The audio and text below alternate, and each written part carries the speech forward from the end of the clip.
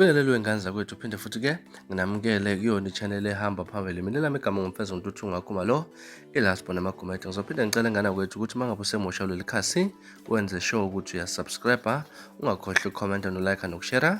Ukukhona okukhulu kunakho konke. Ngane zakwethu ukuthi klape uyangilandela ku Facebook @mfezeko, ilaspo namagumente ku TikTok @mfezeko media, bese uthi Instagram @mfezeko_162. Ngane zakwethu selubama emphinjeni manje abantu abaningi base Sweet Waters eMgungundlovu ukubandakanya nesigungu osesikole udaba likathisha wasesikoleni samabanga aphansi eMbubu Primary School okuthiwa ufundisa adla mponjwana.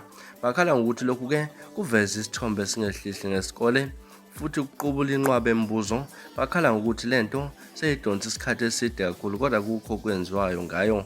Uhlalo wekomiti elawula isikole umnumzane Bhekani Shoba utshela bezidaba isoleza ukuthi akukho abangakwenzanga ngenhloso yokuxazulula lolu daba, kodwa yonke imizamo yabo imani iphelele emoyeni nje kufana nokuthi bathela amanzi emhlane wedada.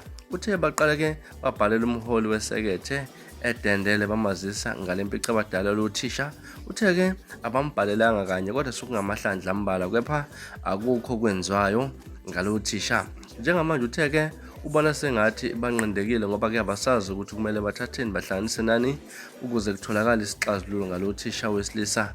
Akasazi lokho kwangempela manje ukuthi kwenziwa njani mangabe kunjena.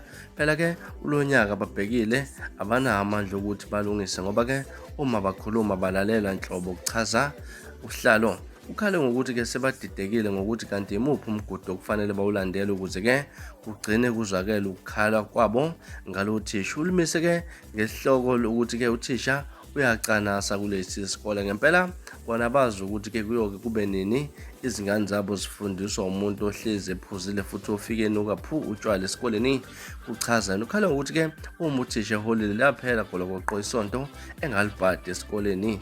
Isole zithola nokuthi ke akanqeni ukufika nabo utshwala bafake esigujini athi efundisa abe eqhabula.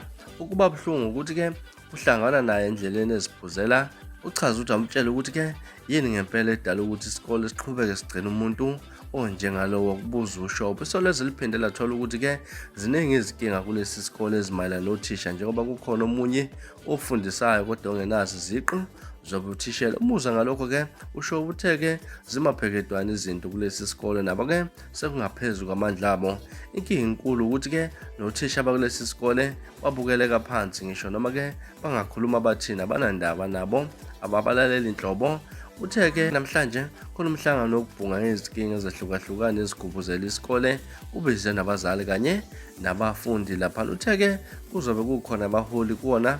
Uthe ke bayathemba ukuthi uzotholakala umhlahlandlela ngezinkinga eziqukethele isikole. Ukhulumela umnyango wezemfundo umnumzane Muzi Mahlambu uthunyelwe imibuzo kodwa wangaphendula. Ngaze ukuthi zona indaba ezihamba phambili ezithinta lapha uthisha ohlezi afika esikoleni adla mponjwana. Kuthina kwakho ukuphawula hlanga comment section ngizula kuvo ngalolu daba. Ngilasponsor ngiphuma nje na ngiyabuya nezilandelakho kwivideo landelakho. Nisiphathe kahle nibe nosuku lomnandi. Ngithanda khona.